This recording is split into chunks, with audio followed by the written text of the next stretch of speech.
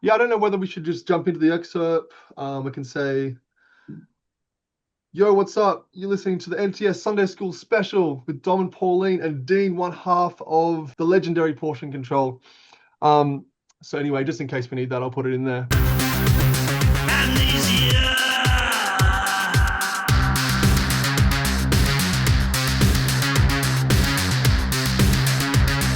To start things off, I just was wondering what you've been up to in general in life, and also with the music and the band and stuff like that. Um, Uh, yeah, what's been going on? yeah, we a couple of 3 weekends ago, I think it was, we were in Friedrichshafen in Germany, part of the VOD festival. Oh wow. So there was quite a lot of bands from the 80s that we knew, bands like SPK, Liebark, Nocturnal Emissions, and Wow. quite a lot of others as well. But that was a 3-day event in Friedrichshafen. Um, and so Nice. we were there, which And was do very nice. you get to catch some of their performances too, or was it more kind of Yeah, fly yeah, in, no, we were fly there. out? It was like a big family event, to be honest. We were Yeah, there for the whole beautiful. 3 days. And it was just really good to catch up with people that we haven't, some of, we've not seen them for years. So, yeah, it was great actually. Definitely. And I actually nice. I had a few of those artists, not Liebark. I didn't know that there was an association there with Portion Control, but I definitely had SPK, Clock DVA, Gristle, and Cabaret Well, Voltaire and a lot of the that stuff. association with Leibach was more because they did something with vinyl on demand as well. Um, Oh, we, okay, okay. we've done a couple of festivals where we've been on the same bill. We don't really, well, we didn't really know them particularly well, but yeah, Yeah, yeah. SPK, they used to live just round the corner from us in Kennington, and Nocturnal Emissions. There was quite a few bands, to be honest, around that area back in the 80s. Really, that's one of my questions. So I don't know whether I might just leave that a little bit and just go. I have one question before we just talk a little bit about that era and what it was like, kind of starting out and kind of developing the I guess the what industrial and EBM has become today. But Mm. first of all, since we're on the topic of this festival you're playing, I was curious when we're discussing this show, and you said that you didn't have any UK shows booked this year, but you had quite a few booked outside of the UK in Europe and stuff like that. And has that been a common trend where you're playing a little bit more, in Europe and outside of the UK rather than Yeah, I mean, here? to be honest, most of what we do is in Europe. Yeah, I and why kind of is that? I just think there's more of a scene. Yeah, Definitely, okay, there's okay. more of a EBM whatever you want to call it. There's more of an electronic scene Yeah, outside of the UK, places, Sweden, yeah, Germany, yeah, yeah. the usual culprits. And then obviously we did the US, what was that, 2023? Wow, Um, okay, okay. we did about 9 dates around the US. So, Yeah.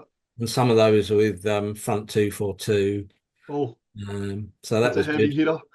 Yeah, yeah, no, it was great actually. Good fun. Yeah, yeah. And But most of them, we don't tour these days. We just sort of do little odd gigs here and yeah. there. And how long Um, since when was the last time you played in the UK then? Was that a while you know, ago?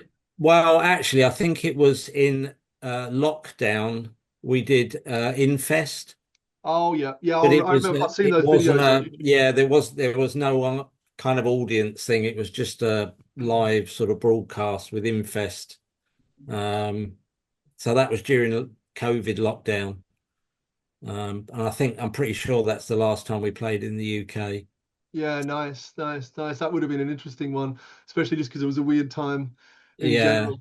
And then but we yeah, we'd playing done Infest previously, if right. but that's going back a few years. But when Yeah, normal times, and it was really good. But yeah.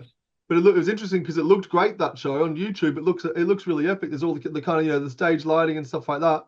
But then also when you're yeah, playing to cameras and not an actual kind of an audience present, a physical audience, and that's also a bit of a strange experience too. yeah. I mean, I prefer to have an audience, but you kind of just Yeah, you have to imagine that there's someone there, I suppose. yeah, yeah. I guess Um, so. I guess so. Okay, well let's just keep moving on because I don't want to kind of get too carried away because I can already see myself quite enjoying this conversation, and then I'll get cut off all of a sudden or something like that. But But something I wanted to talk about too is with the events that we've been doing, the Sunday school events.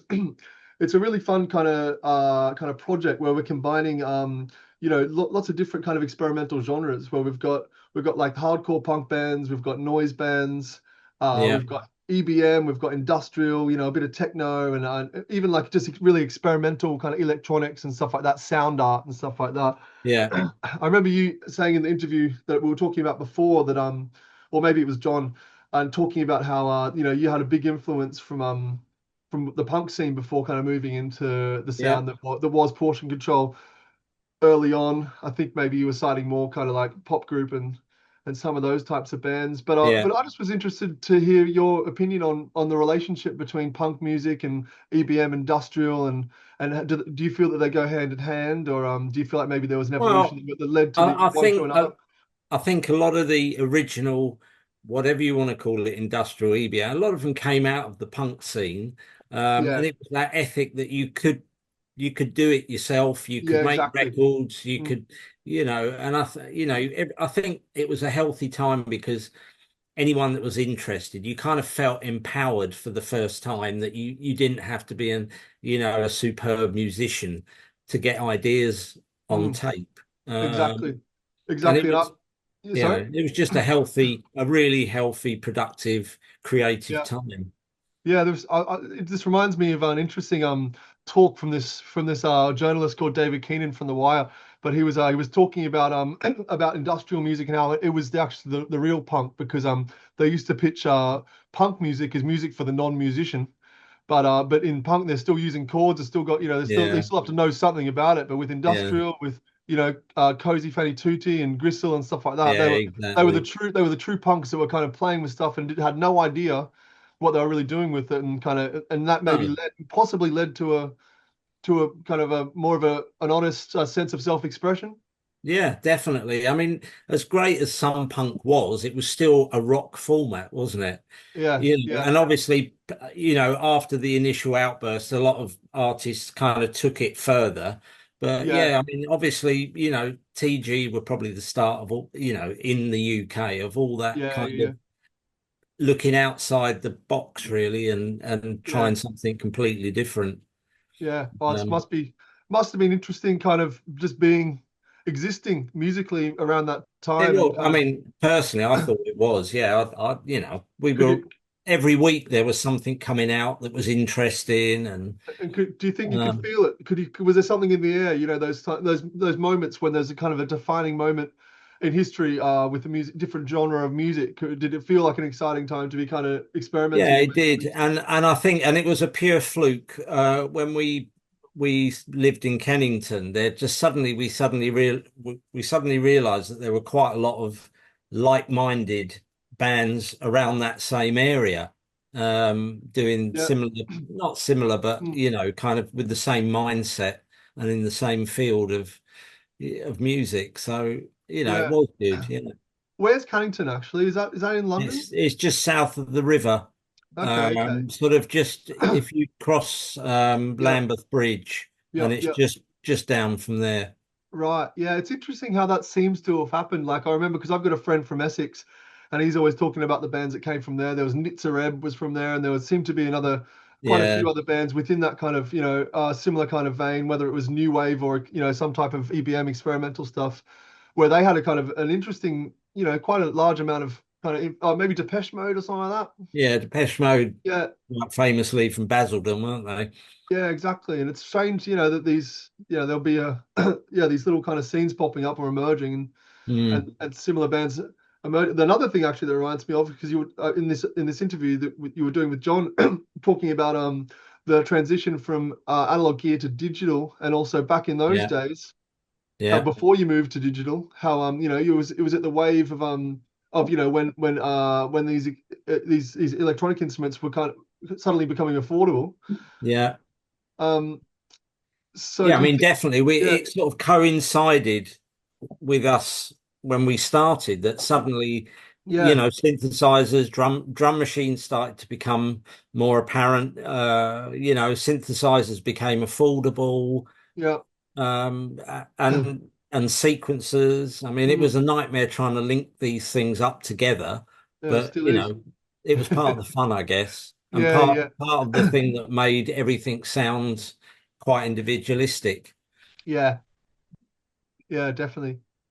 But So do you think I guess now if you're working more on the Ableton and stuff like that, it definitely makes things a bit easier when it comes to travel if you're playing shows over in oh, Europe and stuff oh, like that. without a doubt. I mean, I don't, without the internet and the technology, we may probably wouldn't have got back together to do Yeah, stuff because, yeah, it just makes, mm, now we don't have to meet in a studio. We can send files and, mm, do it that way.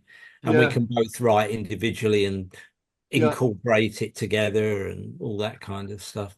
It's funny. It's like it's like maybe the introduction of these affordable bits of equipment was maybe a blessing and a curse. Like I remember just seeing a little documentary on Chris Carter talking about the early Throbbing Gristle shows, and they'd actually request with the promoter to play first because they'd go for their sound check, and if they actually got everything working, they wouldn't want to touch anything in case it would Yeah. kind of break No, or no, exactly. yeah, so there's all that to it too, where it's exciting. It's a whole new Yeah, adventure, it Sonic was. adventure. But there's a lot to learn. You're getting all this new stuff. Suddenly, it's for someone who doesn't know much about certain aspects of music, that's not going to be easy to kind of get it always happening the way you want it, and all those variables that come with Yeah. analog equipment. Yeah, and there was always the unknown that, things that they didn't always go to plan, especially live, and and sometimes in even in the studio, you'd be trying to link pieces of equipment up, and you'd just be wasting hours trying to do it. But it was Yeah, all part of the process, really, yeah, of experimentation. yeah. It's good fun. Those early portion control records they're really they kind of stand on their own. They've got a very very unique and kind of authentic sound to them that I'm sure a lot of people like. But you're happy with the progression that you guys are taking now. Yeah. I guess there was a Solar Enemy kind of period too, and then maybe that was more of the reset when you kind of reformed portion control to where you are now, maybe. Yeah, I mean, Solar Enemy came. We'd had a period we got to about 1987, and basically we signed a deal with Massive Management, who just had success with Pet Shop Boys, Oh, and then they'd got us a record deal with London Records.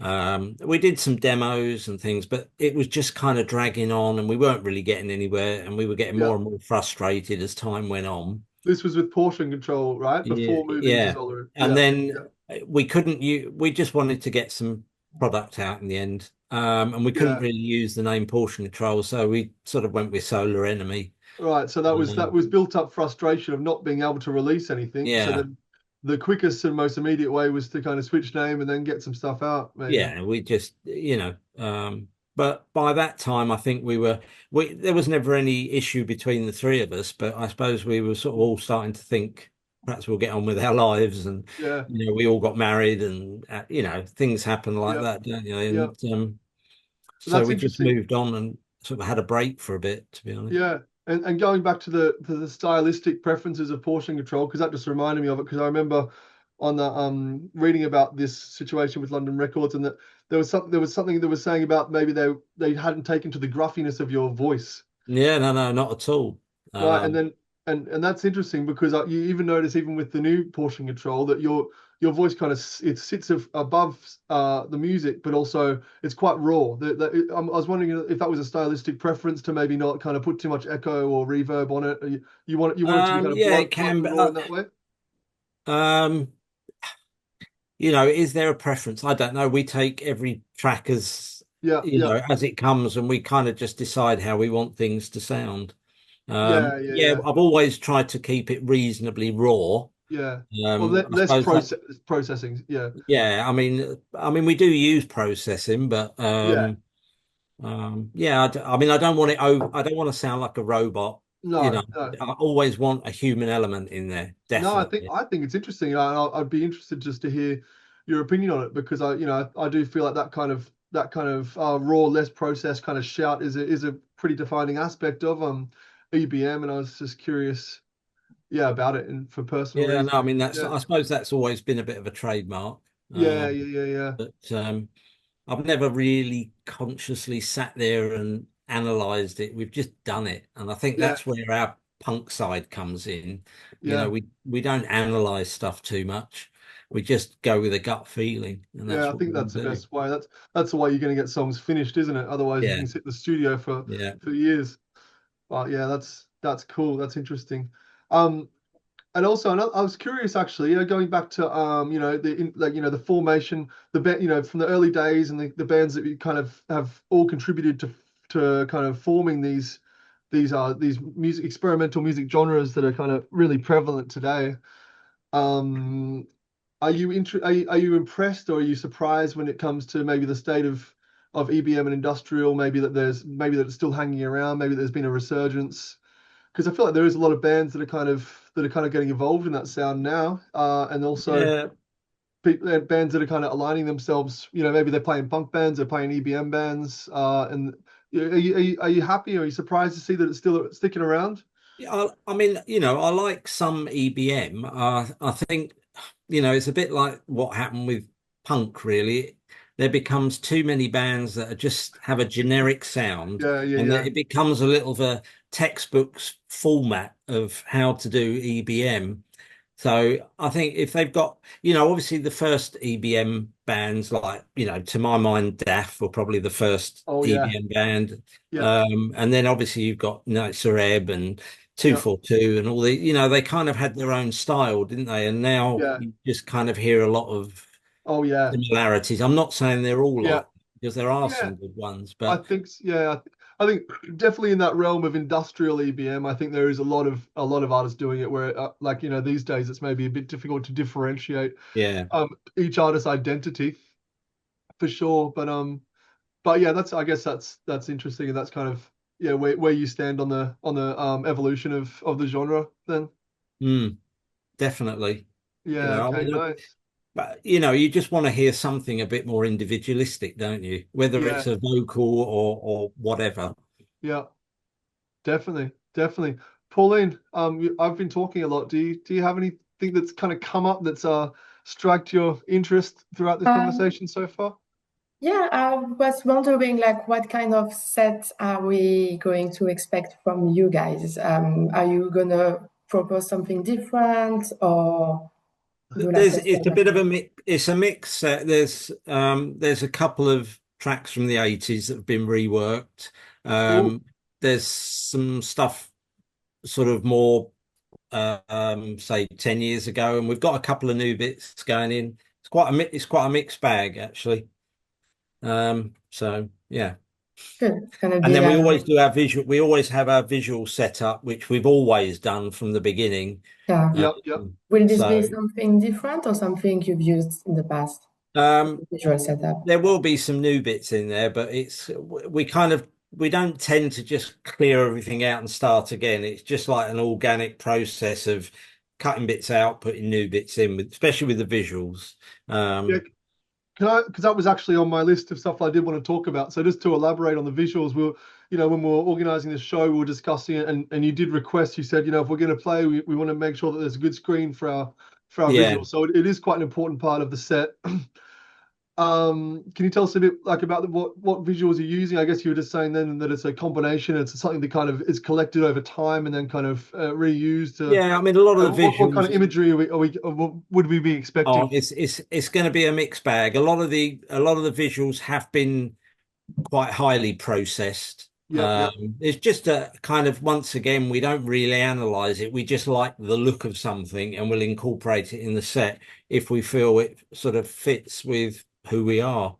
yeah, But it's always been even from when we first started back in the early 80s, we've always done visuals. I mean, obviously now it's different because you've got the projectors that we can run from on stage and yeah, but back in the day, we'd use sort of the Kodak carousels and Super 8 films. It's always been a part of what we do, because we don't, obviously I do the vocals live, but we don't have a live drummer. We don't mm, have, guitarists, keyboard Mm. players particularly. So we've always used the visuals to augment the set.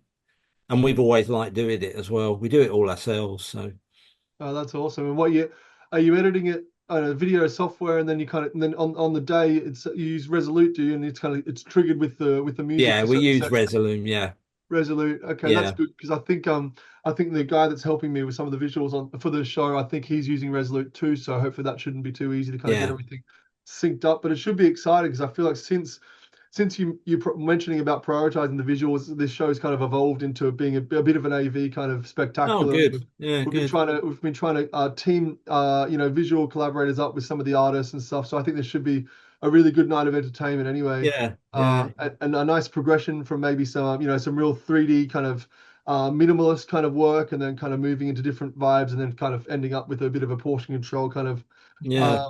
hurrah at the end.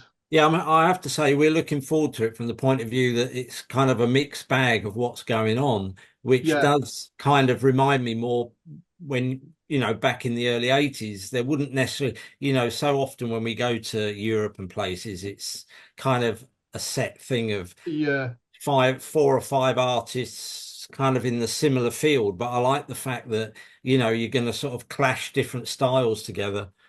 Yeah, Definitely. definitely. I think they all come from the same family of experimentation, Yeah, noise, that kind of that early industrial kind of music. But yeah, I guess it's going to be a nice array of different artists, and all the artists that are playing alongside you. I think they're all coming from really creative kind of backgrounds, and yeah, they're all doing really interesting stuff in their field. So yeah, I think that was the that was the kind of plan for it curationally to kind of to make it a wild ride. The kind of it doesn't finally it'll end up with portion control, but there'll be a few kind of like weird kind of like side turns along the way and stuff like yeah. that. No, no, good. I'm looking forward to that. Yeah. Definitely. Well, I don't want to. I think that's probably we've kind of touched on a bit there, and I don't want to go too much because I feel like we're probably gonna have to cut a bit out of this out for the NTS. But maybe we might be able to release it maybe an extended version of it down the track or something like that for YouTube or something. If you're Yeah, okay with yeah, that, Dean, fine. obviously. Yeah.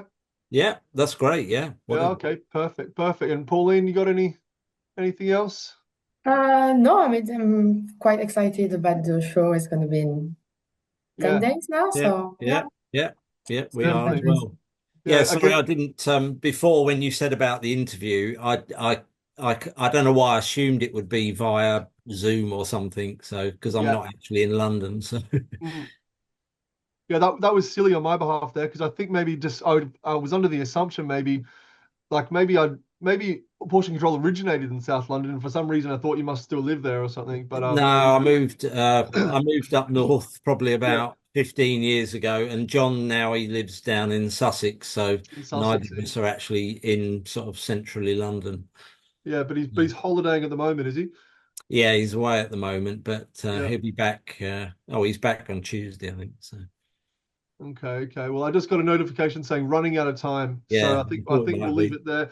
But yeah, Okay, thanks so much for your time, Dean. It's an honor and a pleasure. pleasure to chat to you Thank today, and you. also to have you Okay, playing thank you. in a I couple of look forward weeks. to seeing you guys in however Yeah, many days. Yeah, yeah. Hopefully a pint if you're that way inclined, a pint or two maybe. yeah, yeah, definitely. Great.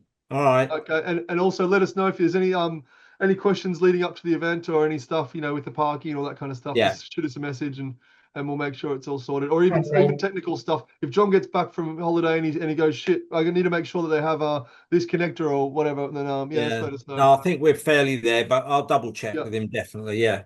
All right. Groovy. Okay. Okay. Thanks very much. Nice. Thank you. All Lovely to right. meet Have a Take good you. evening. care. Bye.